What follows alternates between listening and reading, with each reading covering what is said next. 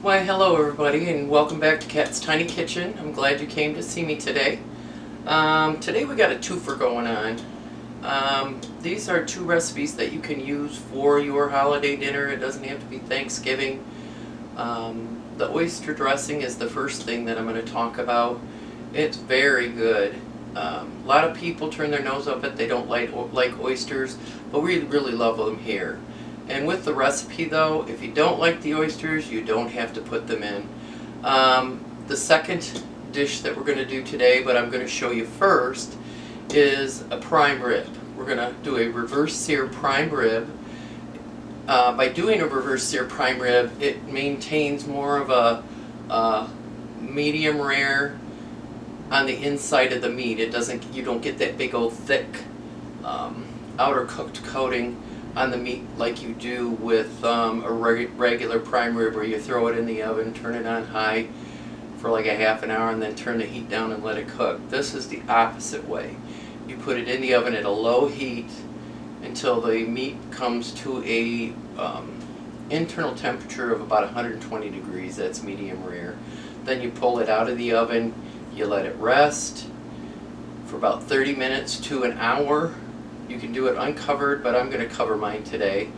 And then you put it back in the oven at a high temperature and you sear the outside. So with that, I'm going to start you off with the ingredients for the prime rib. Pretty simple.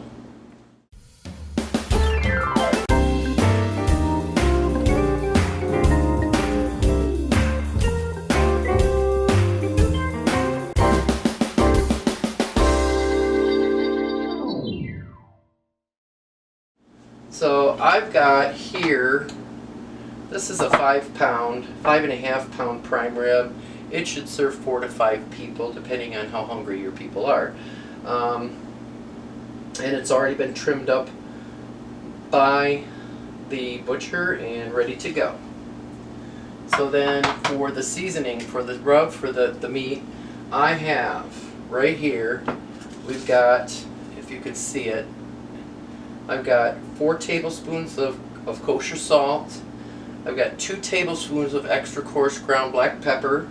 I've got 2 teaspoons of Everglades seasoning, and then I have a teaspoon of Italian seasoning that I'm going to put on it. So with that, let's get it started. So I'm going to get a whisk out here. This is probably too big for this, but I will use it anyway. I'm going to whisk all of this ingredients together. Get it combined.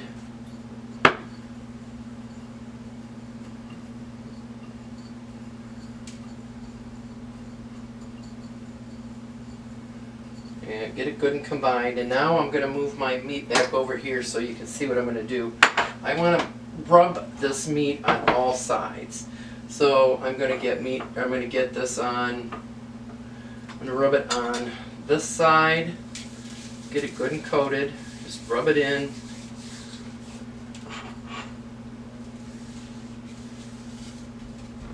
Push it in. Okay. And then the top.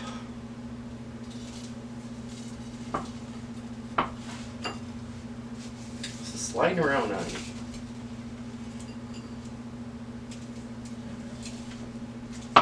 I'm going to get it good and coated, and I'm spilling some of this, but that's okay.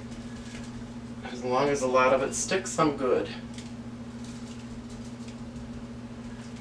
And now I'm going to get the side, and I'll be probably retexturing that.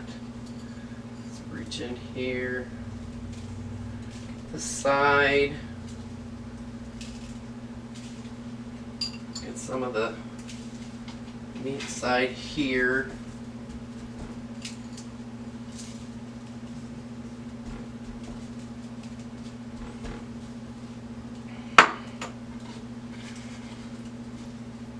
And yes, I do make messes, folks. I make a lot of messes.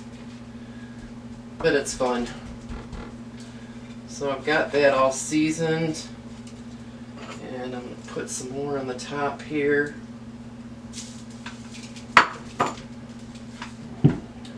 And now what I'm going to do is I'm just going to let it set aside I'm going to set it to the side and let it sit for about an hour before I start cooking it.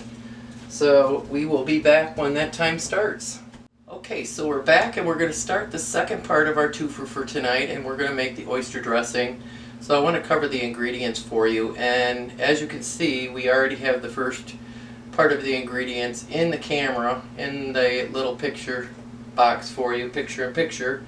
I have it. This will equate to about 1.5 loaves of bread. I actually had some leftover hamburger buns from a party we had earlier this year, so I just threw them in the freezer and knew that I would get them out and use them, so I just break them up, and I saved one for you so I could show you what I do. I just basically tear it apart. Doesn't have to be perfect little squares like the stuff you buy in the store. I don't know if, there we go. Just tear it up, and I usually set it out for a while just to let it dry up a little bit, and that helps it with the moisture. So there you go, that's our first ingredient. That's the bread. Now I usually, if I don't have leftover bread that I've thrown in the freezer for this, I will use whole wheat bread. I'll use a combination of whole wheat and white bread in my recipe, but today it's going to be the buns. And then for the star of the show, we've got 2 8-ounce containers of oysters. I've drained one and kept the liquor from the other one because that's going to help flavor the dressing. And again, if you don't like this, you can leave the oysters out and just add a little bit more of the stock that you're going to add to it. So then we have 2 teaspoons of my salt, pepper, garlic. Then we have 2 teaspoons of Italian seasoning. We have a 1/2 cup of celery, finely cut, chopped. 1/2 cup of onion, finely, oh no, this is a 1/3 cup. 1/3 cup, 1/2 cup, yeah, it is a 1/2 cup of onion. And then we have a 1/3 cup of carrots. I can't think too well today, I guess. And then in addition to that, let me reach over here. We've got 4 cups of chicken stock. Now I probably won't use all of this, but I'm going to use it to cook with, and whatever's left over I can use for another dish. And then last but not least, I have 1 lightly beaten egg.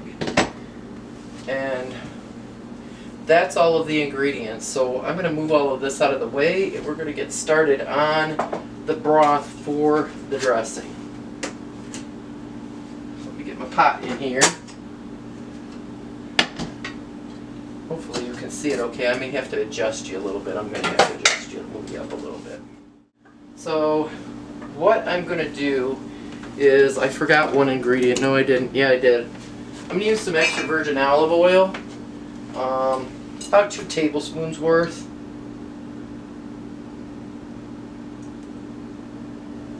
And then I'm going to turn my burner on.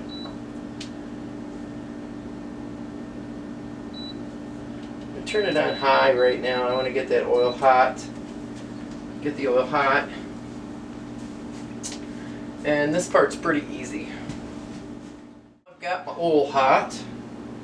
So I'm going to add my celery, my onion, and my carrots. I'm going to let this saute a little bit.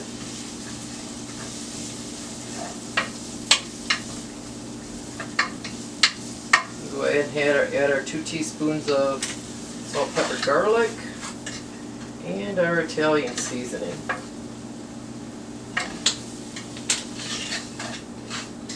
It looks like a lot of Italian seasoning, but it's going to go into the bread dressing, so it won't be a lot once we get it in with the bread. So we're going to saute this a little bit, and this is probably where I'm going to throw some music in to keep you all company while it sautés. This will take about 3 to 5 minutes.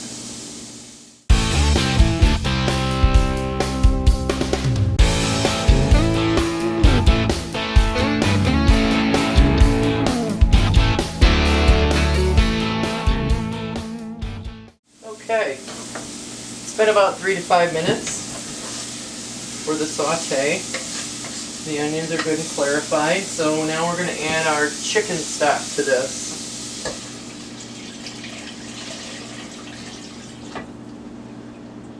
And what I'm going to do, I'm going to leave this on high until it comes to a boil. Then I'm going to turn it down to about medium high. I want it to simmer for about 45 minutes. So while we're waiting, I will come back and show you the rest of the recipe. Okay, so we are back now. I have finished cooking my stock and I've taken the lid off of it and it's setting aside to cool for when we get ready to make our dressing. But now it's 2:30. I want to get this roast in the oven because it's going to take about 3.5 hours to cook or bake before I pull it out and let it set. So we are going to do that now.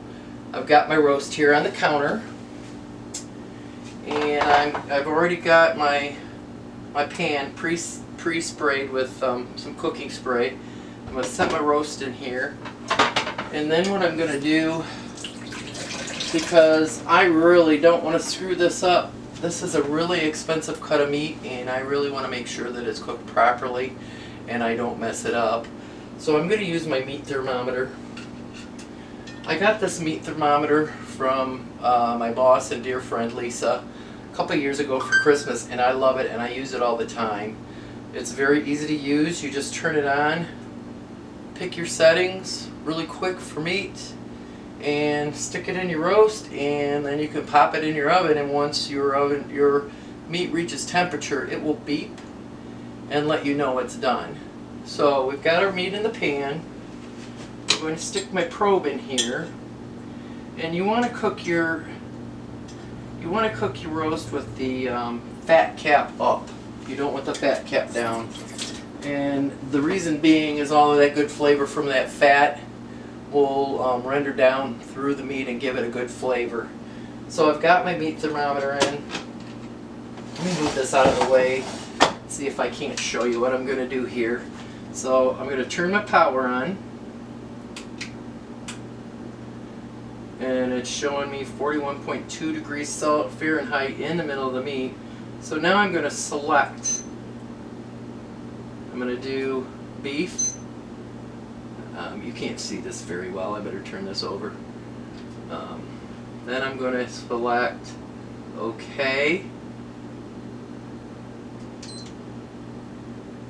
And then I'm going to select medium rare. Even though I would personally prefer it to be rare, I'm going to do medium rare because I still have other people that I have to make sure they get what they want. Then I hit OK, and it starts the time, and this shows 125. I'm going to pull it out at 120 because I have to let it sit and cook it a little bit more afterwards. So basically, sorry you're probably blurry right now. I'm going to get my probe in there a little bit more. I'm going to pop this in the oven. Pull my thing to the side, and there you go. Let her go. And you're done with it. So all we have left to do now is get our dressing ready, oyster dressing ready for the oven when the meat comes out. So give me a minute to get things around and we'll get that going. Okay, so we're moving on to the next step, which is to get the dressing put together and get it ready to bake. So the first thing I'm going to do, because I want all the celery, carrots, and onion in my stuffing or dressing, I'm going to drain it right now. So I've got a sieve here with a bowl, and I'm just going to pour this right into the bowl so that I get all of the veggie goodness. And the reason I'm doing this is because I don't know if I'm going to use all the stock. I probably will with the amount of bread I have, but I don't know. So I'm going to get this drained. There should be enough. Set this aside. And we're going to get our bread over here. So let me get my other stuff out of the fridge. I had to put my oysters and my eggs in the fridge. So I've got my oysters that I'm going to add in, and the liquor from the one container. And then I'm going to add my veggies. Bang that a little bit because I want to get all that goodness off of there. And I'm going to mix this around a little bit just to make sure we're okay, because we're going to squish this up like I'm doing now. And I'm going to add my egg. Got my egg in there. And I'm not being too concerned about my hand because it's going to get even messier. So now I'm going to start adding my stock. Okay, I'm going to start with that. I'm going to start mixing it. I'm going to start mixing it. I want to get all of this bread wet. And I'm throwing things around again. Told you I'm messy, folks. And I want to make sure I'm squeezing up those oysters because we don't really want the big chunks. You can have some big chunks, but you want to get that oyster flavor in there, so I break them up. Just keep mixing. You get your consistency. Some of them don't want to break up, but hey. I'm going to add some more stock because I do want this really wet. When I bake it, you can use as much stock or as little stock as you want to. We tend to like ours a little bit moist and yummy. So, and as you can see, that was a pretty big bowl of bread. And it's already half the size it was when we started, so, or less than half the size. So it breaks down pretty quick. So we've got her all mixed up. Let me take a minute here and wash my hands.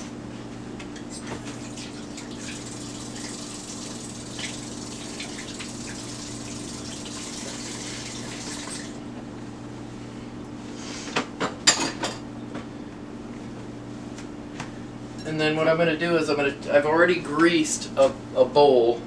And I'm going to transfer this into this casserole dish, greased casserole dish. And then I'm going to put it in the refrigerator, and once the meat's done, I'm going to turn the heat up to 350 degrees. And it'll take it about 45 minutes to bake uncovered. So that's what we're going to do. So we'll get this in here. And this is a lot. I was kind of worried that it wouldn't fit in this dish, but it did. So I'm going to push that out a little bit. And we'll put a cover on it and put it in the refrigerator until it's time to bake it. We've got a lid over here that goes with it. And in case you're wondering, I'm getting my nails ready for the Ohio State-Michigan game, and as you can tell, there's more blue than there is red. That means I'm Michigan. So let me put this in the fridge, and we'll be back shortly. Okay, so we're back, and we're at 120 degrees on the prime rib. So I'm going to pull it out of the oven, and it'll probably get a little foggy when I walk over towards you because I have it set on a manual focus. So let's get this out of the oven. It looks pretty good. My fat cap exploded a little bit, which is strange, but it looks very, very good. And I'm going to take the meat probe out of it. I'm going to readjust my oven to 375 degrees, and I'm going to put my oyster dressing in, and that'll be enough time to let this rest and get ready for the second part of the reverse here. So I will see you in a minute or two. Okay, so while the meat is resting, I've got oyster dressing here, and I'm getting ready to put it in the oven. I got it preheated to 350. This is going to bake for 30 to 45 minutes. And by the time this is done, then I can put the roast back in and do the reverse sear on it. So we're going to do that right now. And it's pretty. It looks really pretty. Can't wait to eat it. So we're in. And I'm going to set my timer.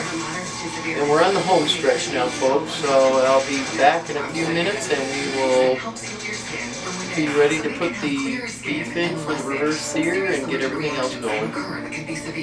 So we'll see you in a few. Okay, I'm getting ready to pull the dressing out of the oven. Looks really, really good, and it smells really, really good. So here's our oyster dressing. Should probably pull it back a little bit for you. And it is looking very delicious. So now I'm going to crank the heat up on the oven and get my reverse sear going. So we'll be back shortly. Okay, so the oyster dressing is done, and I've got my roast in the oven. It's been about 5 minutes at my oven temp on convection bake at 480 to get a good crust on the outside of it. So now I'm going to pull it out and we'll take a look at it.